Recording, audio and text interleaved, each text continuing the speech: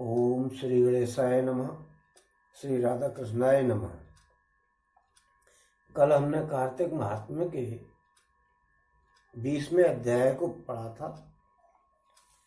आज 21वें अध्याय को पढ़ रहे हैं और 20वें अध्याय में ये बताया गया था कि तुलसी जी का विवाह करे और भगवान को तुलसी जी अर्पण करे और फिर दोनों को अलग अलग पूजन करे और रात्रि को विवाह का उत्सव करे और गोधूल व्यापनी लेनी चाहिए। इसमें ये बताया गया था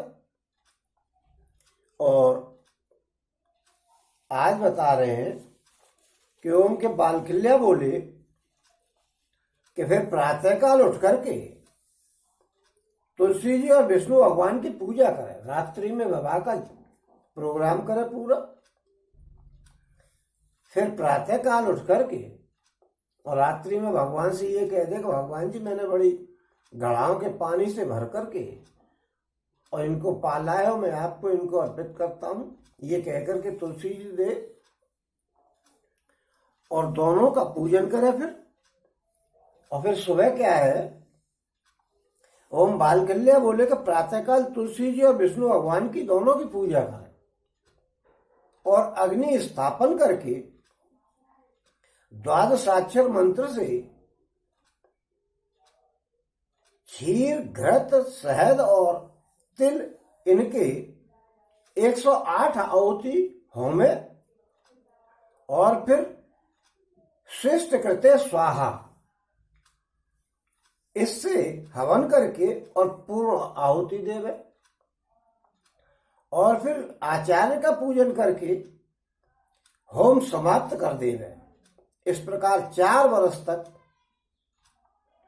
4 मास नियम से करे,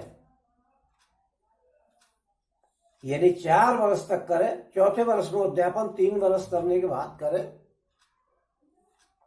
और फिर पंडित जी का भी वो करे पूजन, क्योंकि ऐसा नहीं है कि ब्याह पढ़वा लो आप, व्यक्त लड़की के ब्याह की तरह ही विवाह पढ़ा जाता है। इसमें तो विवाह को पढ़ सब काम कराओ, पंडित जी को ब्याह पढ़ाई नहीं दो, ऐसा कैसे हो जाएगा भाई। पंडित जी का पूजन करो, उनको ब्याह पढ़ाई दो, क्योंकि रात भर जगे हैं वो और गोधूल व्यापनी यानी शाम से ही लग रहे हैं, तो उनका भी तो हिस्सा बनता है। और फिर कथा कहा करके पहले ब्राह्मणों की और फिर अन्य लोगों की पूजा करे और कहे कि हे भगवान, हे स्वामी, मैंने ये व्रत तुम्हारे प्रियतार्थ किया है। हे जनार्दन, तुम्हारे प्रसाद से जो कुछ रह गया हो तो आप उसे संपूर्ण करें। हे भगवान से प्रार्थना करें कि जो कुछ कमी रह गई हो भगवान उसको आप पूरा करें। और रेवती के चौथे चरण युक्त द्वादशी में मनुष्य पारण नहीं करे। रेवती जो नक्षत्र होता है उसके चौथे चरण युक्त द्वादशी जब आ जाए तो उसमें पारण नहीं करे। वैसे द्वादशी में पारण कर सकते हैं, लेकिन रेवती नक्षत्र के चौथे चरण में पारण नहीं करे। ये एकादशी जी के व्रत वालों के लिए नियम है। ऐसा करने से व्रत निष्फल हो जाता है। फिर जिन पदार्थों को भीष्म पंचक में छोड़ा हो, क्योंकि भीष्म पंचक में ऐसे बहुत से पदार्थ होते हैं, जैसे तेल खाना है, कार्तिक के मास में जो पदार्थ छोड़ दिए जाते हैं जिनको आमिष बताया था, क्योंकि हविष्य ने ही भोजन करने के लिए बताया गया था, तो आमिष जो छोड़े गए हैं पूरे महीने में और भीष्मपंचक में, जिसने भीष्मपंचक ही किया हो, मान लो पूरा महीना नहीं स्नान कर पाया हो, या जिसने पूरा महीना किया हो तो उसमें जो चीज छोड़ी हो, नहीं खाई हो या प्रयोग में नहीं ली हो, उन सबको चातुर्मास में या कार्तिक में उन्हें ब्राह्मण को समर्पण करें। किसी ने चातुर्मास्य का व्रत किया है क्योंकि ये चातुर्मास्य चल रहा है। और चातुर्मास्य का व्रत करके, जिसने चातुर्मास्य में भी बहुत कुछ छोड़ने का नियम है, बहुत बड़ा लंबा उसका भी हिसाब है। कभी आप लोगों की कृपा हुई तो चातुर्मास्य का भी पूरा विवरण पढ़ देंगे, बहुत लंबा है वो। तो उसमें जो चीज छोड़ी हो, या कार्तिक के महीने में जो चीज छोड़ी हो, या भीष्म पंचक में जो चीज छोड़ी हो, उसको सबको ब्राह्मण को दान करें। और फिर व्रत के दिनों में जिस जिसको छोड़ा हो, फिर जिन दिनों में, व्रत के दिनों में जिस चीज को छोड़ा हो, 4 महीने के लिए जैसे छोड़ दिया जाता है कि हम तो जमीन पे सोएंगे, तेल लगाना छोड़ दिया जाता है, शरीर में नाखून काटना छोड़ दिया जाता है, बाल कटवाना छोड़ दिया जाता है, बिस्तरों पर सोना छोड़ दिया जाता है, पैदल चलना शुरू कर दिया जाता है, नंगे पैर चलेंगे, मौन व्रत कर लिया जाता है, इत्यादि बातें काफी है, मैं सुनाऊंगा। एकादशी जी के, जब मैं एकादशी जी चालू करूंगा, उसमें जब चातुर्मास्य वाली देव श्रेणी आएंगी तो उसमें चातुर्मास्य का वर्णन किया गया है, मैं उसमें सुनाऊंगा। तो जो चीज छोड़ी हो व्रत के दिनों में, उस सबको फिर खाए। जो खाने पीने की चीजें छोड़ी जाती हैं, जैसे आपने मूली छोड़ दी तो मूली को खाए, तेल की बने हुए आइटम छोड़ दिए तो तेल को खाए। इस तरीके से सब चीज को पहले ब्राह्मण को दान करे, उसके बाद फिर खुद भी खाए। और ब्राह्मणों सहित और स्त्री पुरुष के जोड़े सहित आप भोजन करें। ब्राह्मणों सहित और स्त्री पुरुष के जोड़े सहित। ब्राह्मण ऐसा जमाना चाहिए जिसमें स्त्री उसकी हो, ऐसा नहीं जिसकी पत्नी मर गई है उसको आप भोजन कराएं, उसमें कुछ 19पन आ जाता है। पूर्ण ब्राह्मण वो होता है जिसकी पत्नी हो और जिसको पुत्र हो। परिवार में ऐसा नहीं कि पुत्र नहीं हो तो भी ब्राह्मण अधूरा माना जाता है, और जिसकी पत्नी नहीं हो वो भी अधूरा माना जाता है। इसलिए पत्नी भी हो और उसको पुत्र रत्न की प्राप्ति हुई हो, ऐसे ब्राह्मण को सही महीने में भोजन कराना चाहिए। और नहीं तो श्राद्ध पक्ष में तो जैसा जो आदमी मरता है जिस अवस्था में, उसी अवस्था का ब्राह्मण भोजन कराया जाता है। जैसे किसी की पत्नी पहले ही मर गई है, वो बाद में मरता है आदमी, तो उसके लिए बगैर पत्नी वाला जी में भोजन कराया जाता है। और जो पत्नी को छोड़ करके चला जाता है मर करके, उसके लिए शादीशुदा आदमी को भोजन कराया जाता है। लेकिन ऐसे पद पे जहाँ ब्राह्मण भोजन हो रहा है, उसमें कोई श्राद्ध पक्ष के ब्राह्मण भोजन की बात नहीं है, क्योंकि श्राद्ध पक्ष में तो स्पेशलिटी होती है। उसमें ऐसा ब्राह्मण भोजन कराना चाहिए जिसको पुत्र होना चाहिए और पत्नी भी होनी चाहिए। ऐसे ब्राह्मण को भोजन कराए। फिर भोजन के पीछे जो गिरे हुए तुलसी जी के पत्र हो, जो तुलसी जी गिर जाती है टूट करके, उन्हें मुंह में गेरे और तुलसी पत्र खाए तो सब पापों से छूट जाता है। कार्तिक मास में तुलसी जी नहीं खानी चाहिए, लेकिन उस दिन खानी चाहिए। और फिर गन्ना, आंवला और बेर फल भोजन के अंत में खाने से इसका उच्छिष्ट दूर हो जाता है। फिर गन्ना खाए या आंवला खाए, और नहीं तो बेर का फल मिल जाए तो बेर फल खाए, इसको खाना आवश्यक बताया गया है। ओम भोजन के अंत में खाने से इसका उच्छिष्ट दूर हो जाता है, यानी जो कमी होती है, जो खराबी होती है, वो सब दूर हो जाती है इससे। और जो झूठापन हो जाता है उसको सबको, और बासीपन जो होता है वो सब खत्म हो जाता है। उच्छिष्ट वैसे कहते हैं झूठेपन को। कहीं ना कहीं गलती हो ही जाती है आदमी, गलती से भी मतलब है इसका कि कहीं भी आपसे कोई गलती हो गई है वो सब दूर हो जाएगा। ओम जो इन तीनों में से एक को भी नहीं खाएगा तो उस मनुष्य को 10 वर्ष तक उच्छिष्ट समझना चाहिए। तीनों में से एक अवश्य खाए, नहीं तो वो तीन पूरी साल उसको आप झूठा ही समझो, गलत ही समझो, इसमें कोई संदेह नहीं है। फिर सायंकाल को सुंदर गन्नों से तुलसी जी और भगवान की पूजा करें। फिर शाम को गन्ने वगैरह ला करके तुलसी जी और भगवान जी की पूजा करें, तो उससे सब सफल हो जाता है। फिर उससे सब सफल हो जाता है। फिर विसर्जन करके और भगवान को दायादिक दे करके कहे कि हे भगवान, हे स्वामी, तुलसी जी के सहित आप बैकुंठ को जाइए। भगवान को विदा कर आवाहन होता है और फिर उनका विसर्जन भी होता है। उनको फिर भेजा भी जाता है, बुलाया भी जाता है पहले, फिर उनको भेजा भी जाता है। ऐसा नहीं कि आपने यहीं बिठा दिए कि यहीं बैठे रहो, तो उन पर और दुनिया भर के काम है। और फिर उनके सामने तो आप रह ही नहीं सकते हो। ये ऐसा तो हो नहीं सकता कि कोई भी आदमी भगवान को बिठा ले और उसके सामने, उनके सामने और रह ले अच्छे तरीके से। क्योंकि उसके नियम बताए, नारद जी ने 32 नियम बताए। उन 32 नियमों का पालन करना तो बड़ा कठिन है। भगवान जी के सामने जो 32 नियमों का पालन किया जाता है, बड़ा कठिन होता है।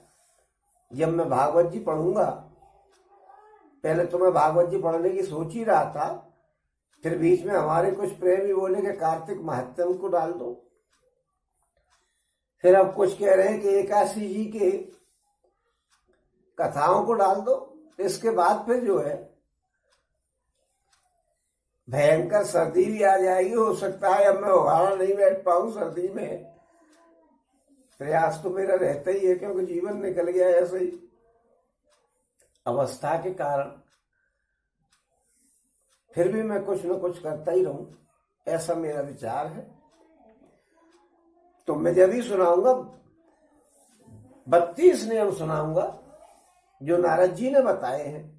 उनका पालन करना बड़ा कठिन है। भगवान के सामने बहुत से ऐसे नियम हैं, इसलिए भगवान को विदा तो किया ही जाता है।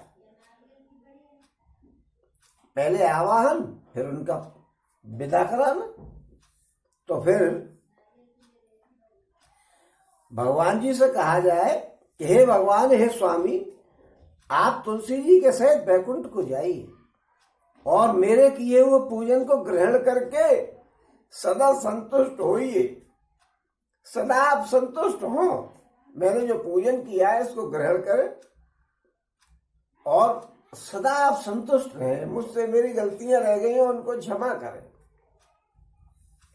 और हे परमेश्वर, हे श्रेष्ठ देव, जाइए जाइए, हे जनार्दन, जहां ब्रह्मा आदि देवता है वहां जाइए। इस प्रकार भगवान का विसर्जन करके मूर्ति याद सब आचार्य को दे दे। देखो, ब्राह्मणों का तो जरा ख्याल रखना पड़ेगा। आचार्य लगे हुए आपके सब काम को सही सही कराने, मंत्रों का उच्चारण किया जा रहा है। उन्होंने पंडिताई का काम चालू करने से पहले कितने मंत्रों को रटा था, याद किया था, उनका सबका प्रयोग कर रहे हैं। तो उनको फिर बाकी का सारा सामान दे दे। ये नहीं कि अपनी बहन बेटी आ गई है, बहन बेटियों को दे दिया जाए कि हमारी वो बहन लगती है उसको दे दो, कि भुआ लगती है उसको दे दो, कि भांजा लगता है उसको दे दो। ये कुछ नहीं, ब्राह्मण को दिया जाए दान, और नीडी ब्राह्मण हो तो और अच्छा है। क्योंकि अपनों को तो आप विदा थोड़े दान थोड़े ही करके दे रहे हो, वो तो उनका हक है। आप बहन जी ने आपके जमीन जायदाद पे हिस्सा छोड़ दिया तो उनका तो हक है। आप उनको दान क्या कर रहे हो? उनका तो अधिकार है, उसका अधिकार के खाते में दे रहे हो। इसलिए जो चीज दान पुण्य की जाए वो निष्पक्ष रूप से और ऐसे ब्राह्मण को दी जाए जहां जरूरत हो। बहन बेटियों को दान कर दिया, वो दान तोड़े ही, वो तो आपके ऊपर एहसान छोड़ गई है, उसका बदला है। खैर, इस प्रकार भगवान का विसर्जन करके मूर्ति आज सब आचार्य को दे दे तो वो मनुष्य का कर्म सफल हो जाता है। ओम जो मनुष्य प्रतिवर्ष तुलसी जी का सुंदर विवाह करता है तो इस्लोक और परलोक में उसको बहुत सा यश भी प्राप्त होता है। यश प्राप्त नहीं होगा, आदमी लड़की का विवाह नहीं कर पाता है टाइम से और आप तुलसी जी का विवाह कर रहे हैं। एक लड़की के विवाह की तरीके से ही पूरा विवाह किया जाता है, उसमें कहीं कोई कमी नहीं होती पुत्री के विवाह में और इसके विवाह में, तुलसी जी के विवाह में। तो आपका यश तो होना ही है, दूर दूर तक जाएगी। भैया वो तुलसी जी का विवाह कर रहा है कार्तिक के महीने में, कार्तिक के महीने का विशेष फल है ये। तुलसी जी का विवाह और किसी महीने में नहीं किया जाता है। और जो मनुष्य प्रतिवर्ष तुलसी जी का विवाह करता है वो भक्तिमान और धन दान से युक्त होकर के निश्चय करके युक्त होता है। धन दान से जिसने तुलसी जी का विवाह कर दिया, फर्स्ट ऑफ ऑल तो वह वैसे ही रईस होगा, क्योंकि अपनी पुत्री के लिए पैसे नहीं होते हैं लोगों पर विवाह करने के लिए। तुलसी जी का विवाह कौन करेगा हालात के अनुसार, लेकिन अगर वो कर रहा है तो संपन्नता तो वह पहले से ही है। हो सकता है वो पिछले जन्म में करके आया हो पुण्य कर्म, इसीलिए उसके पास संपन्नता दिखती है। जो कार्तिक स्नान वगैरह करके आता है पिछले जन्मों में, वही यहां आकर के संपन्न दिखते हैं। नहीं तो वो भुखमरी फैलती रहती है, भूखों मरते रहते हैं और उधार ले लेकर के खाया करते हैं, क्योंकि दान पुण्य के नाम पे तो उनके पास कुछ था नहीं पिछले जन्मों में, तो इस जन्म में मिलेगा कहां से। श्री सनत कुमार संहिता नाम कार्तिक महात्म्य तुलसी विवाह फलानुकीर्तनम नाम एक विस्तृतमो अध्याय। बोलो श्री कृष्ण भगवान की जय, बोलो श्री कृष्ण भगवान की जय, बोलो श्री कृष्ण भगवान की जय। अब हम एक आपको नवमी की कथा बताते हैं।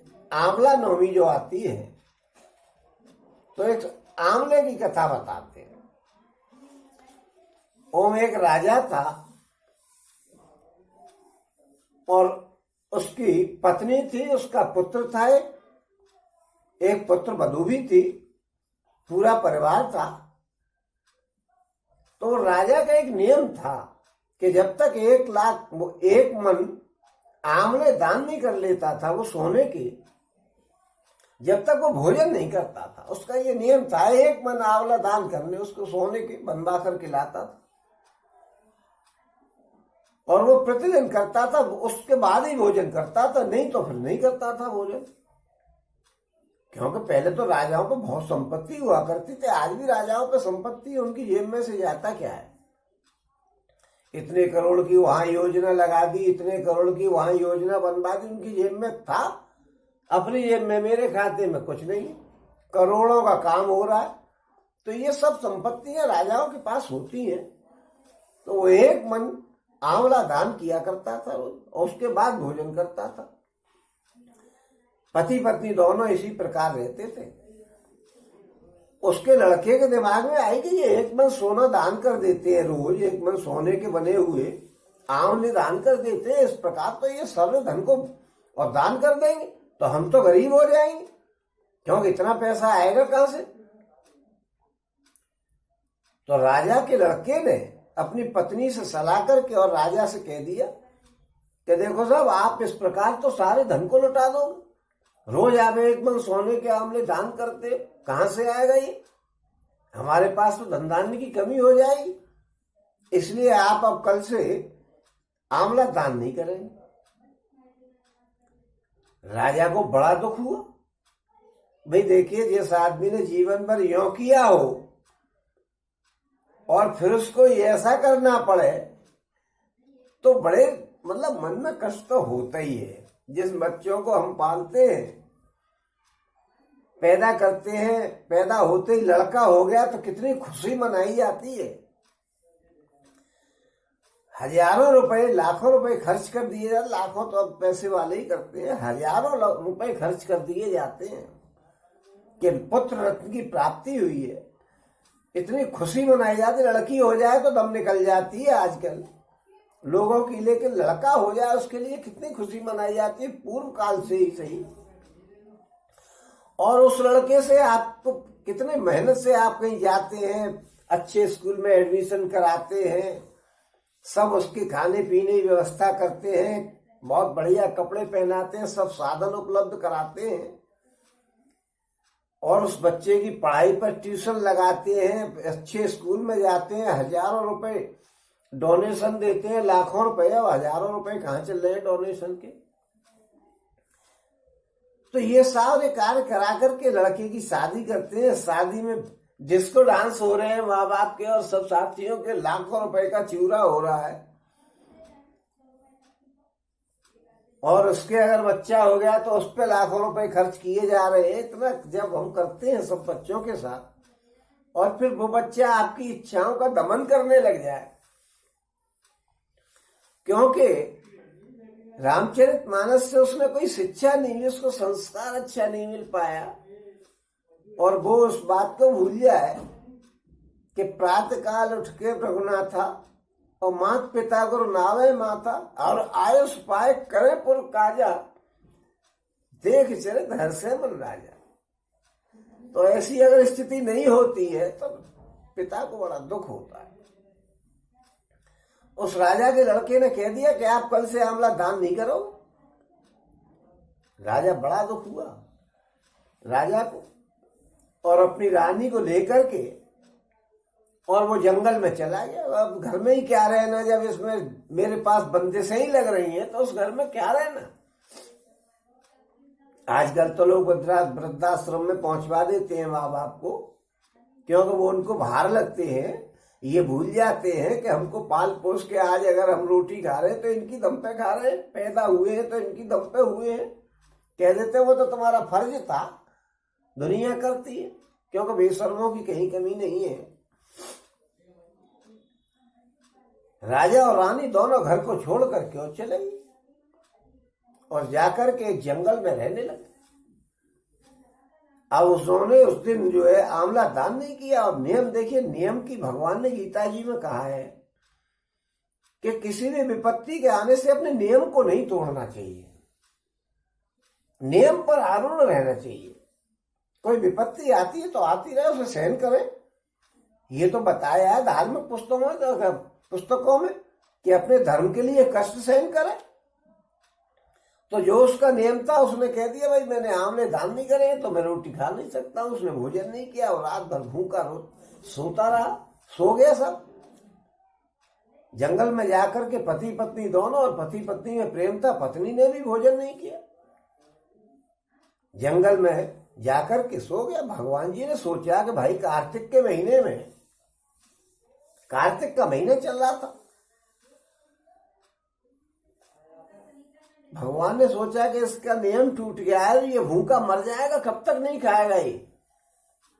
और लड़के ने तो इसके ने मना कर दिया, अब ये जंगल में आ गया। तो भगवान जी ने उसको सपने में उससे कहा कि भाई राजा उठ, और तेरी पहले जैसी रसोई हो गई है।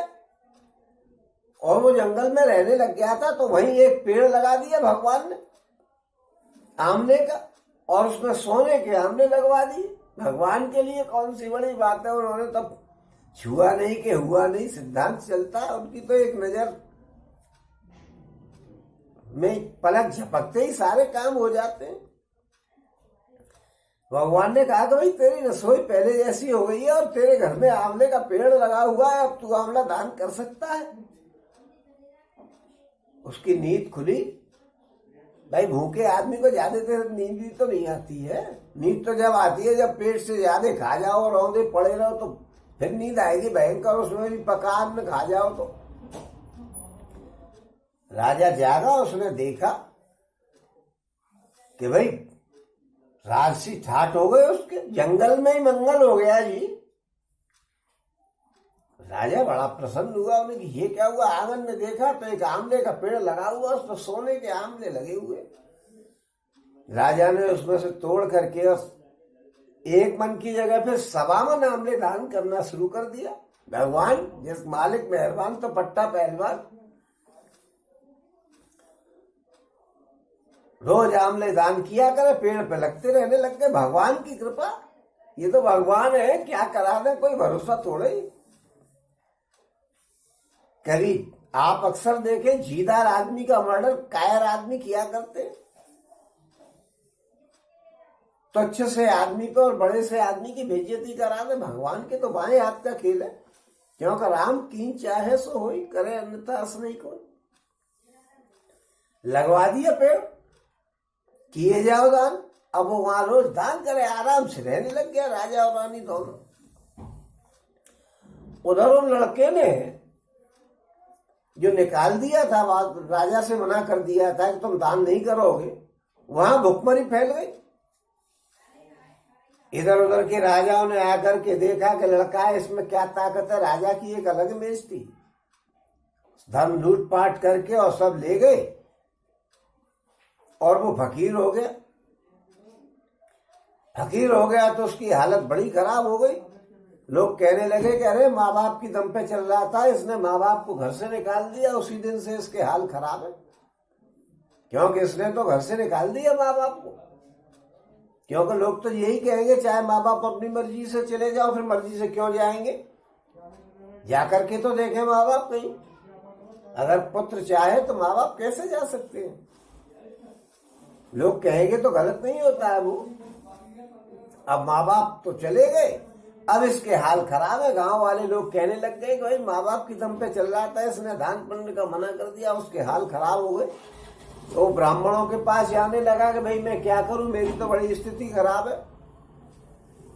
कुछ लोगों ने बताया कि भाई इधर एक नया राज्य हो गया है और वहां आंवलिया राजा रहता है, उसका नाम आंवलिया हो गया, आंवले दान करता था। कि आंवलिया राजा के पास जाओ, वो बड़ा दानी है, हो सकता है आपकी कोई सहायता कर दे। उसने कहा भाई ठीक है। तो राजा का लड़का और लड़की दोनों आंवलिया राजा के यहां पहुंच करके और काम मांगने लगे कि भाई हमारी कुछ सहायता कर दो, हमको काम पर ही लगा दो। रानी ने उनको पहचान लिया कि ये मेरा पुत्र और पुत्र वधू है। उन्हें यहां ठीक है साहब, आकर के और नौकरी पर रख लिया उनको। नौकरी पर रख लिया, राजा से कह दिया कि भाई इन पर काम कम कराया करेंगे, धन ज्यादा दे दिया करेंगे, क्योंकि इनकी स्थिति खराब है। ये तो हमारे बच्चे, उसकी पति पत्नी दोनों उसके यहाँ काम करने लग गए। काम करने लग गए तो रानी ने एक दिन अपनी पुत्र वधू से कहा कि अरे मुझे जरा उपटन लगा करके और स्नान करा दे। तो वो स्नान कराने लगी, क्योंकि नौकर का तो काम ही है, सेवक का काम ही है, सेवक बन गई थी वो। सेवक सुख चाहे मान बेकारी, और व्यसनी धन सुगति व्यभिचारी। तो सेवक को सुख कहा, उसने कही चलो कुछ तो काम कराओ, तो स्नान करा दो। रानी की पीठ पर एक मस्सा था, तो वो स्नान कराने लगी, पीठ पर देखा उसने कि मस्सा है, तो उसको अपनी सास की याद आ गई कि भाई हमारी जो सास जी थी उनकी भी पीठ पर एक मस्सा था। वो पहचान नहीं पाई, क्यों, वो तो हालात की मारी हुई थी, और वो कुछ बड़े बूढ़े भी हो गए थे। तो उसकी आंखों में से सास की याद आ गई कि हमने कैसा उस राजा अपने पिताजी को और माताजी को निकाल दिया घर से। इस बात को सोच करके वो रोने लग गई। रोने लग गई तो उसकी आंख में से आंसू टपक करके रानी की पीठ पे पड़ा। तो रानी को पता लगा कि ये रो रही है। अब पुत्र वधू तो थी, माँ के लिए बच्चा कितना भी नालायक निकल जाए, लेकिन माँ तो कभी नालायक होती नहीं। पूत कपूत सुने बहु तेरे, माँ ना सुनी को माता। उसने कहा ये आंसू कैसे गिराया, क्या बात है भाई, कैसे रो रही है तू। बहू बोली कि ऐसा ही मस्सा मेरी भी सास की पीठ पे था, इसको देख करके आज मुझे अपनी सास की याद आ गई, मैंने उनको निकाल दिया घर से। आमला दान करते थे वो लोग, और आमला मैंने उनको दान नहीं करने दिए, इसलिए आज हमारी ऐसी पोजीशन हो गई है, इसलिए आज मुझे अपनी माता जी की याद आ गई। रानी बोली कि मैं ही तेरी वो माता जी हूं जिसको तूने निकाल दिया था। मैंने तो तू उसी दिन पहचान ली थी, तू मुझे पहचान नहीं पाई। गर्दिश की मारी हो गई थी, आंखों से भी कम टिपने लग गया था जवानी में ही। जब भुखमरी फैलती है तो यही हाल होते। 40 साल में आदमी बुढ़ा हो जाता है और खाते पीने वाला 65-70 साल का भी जवान बना रहता है। जब उसको पता लगा कि ये मेरे माताजी पिताजी हैं, पुत्र और पत्नी उसकी दोनों पैरों में गिर गए और बड़े आराम से अपने माँ बाप के साथ रहने लग गए। और राजा रोज दान करने लग गया। उन्होंने कहा चलिए उस राज्य को ही संभालिए आप पिताजी। फिर उसके पिताजी ने भी उस पर बड़ी कृपा करी, भगवान की कृपा हो गई और आराम से रहने लग गए। इसलिए भगवान की उस पर कृपा हुई और जैसी कृपा उस राजा पे भगवान ने करी, ऐसी कृपा सब पर करें। जो नियम से कार्तिक स्नान करें उन पर सभी पर कृपा करें भगवान। क्योंकि कार्तिक के महीने में वो दान करता था, राजा स्नान करता था और दान करता था। तो राधा दामोदर जी ने जैसी कृपा उस राजा पे की वैसी सब पे करें। कथा सुनने वालों पर भी करें, कथा देखने वालों पर भी करें। कथा में कमियां रही जाती हैं उनको पूरी करें और सब पर कृपा करें, हम पर भी कृपा करें। बोलो श्री कृष्ण भगवान की जय, बोलो श्री कृष्ण भगवान की जय, बोलो श्री कृष्ण भगवान की जय।